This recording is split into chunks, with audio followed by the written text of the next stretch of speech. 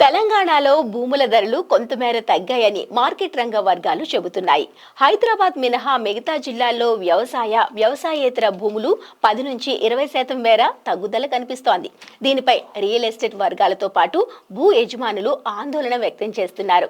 భూముల ధరలు తగ్గడంతో లావాదేవీలు సైతం క్రమంగా తగ్గుముఖం పడుతున్నాయని చెబుతున్నారు.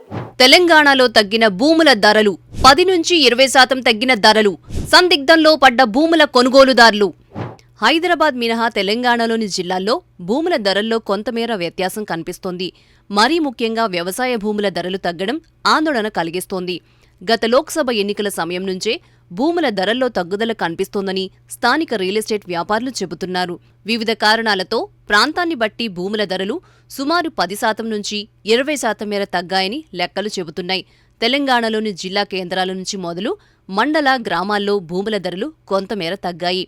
లోక్సభ ఎన్నికలకు ముందు ఎకరం ₹1 కోటి ధర పలికితే ఇప్పుడు 80 నుంచి 90 లక్షల ధరలున్నాయని మార్కెట్ వర్గాలు చెబుతున్నాయి.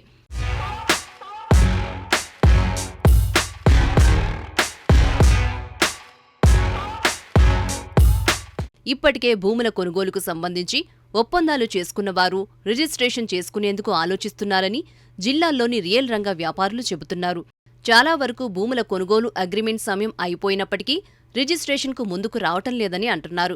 గతంలో నిర్ణయించిన భూమి ధరకు 10 నుంచి 20% మేర ధర తగ్గిస్తే కొనుగోలుకు ముందుకు వస్తున్నారని, తెలంగాణలోని చాలా జిల్లాల్లో ఇదే పరిస్థితి నెలకొందని తెలుస్తోంది.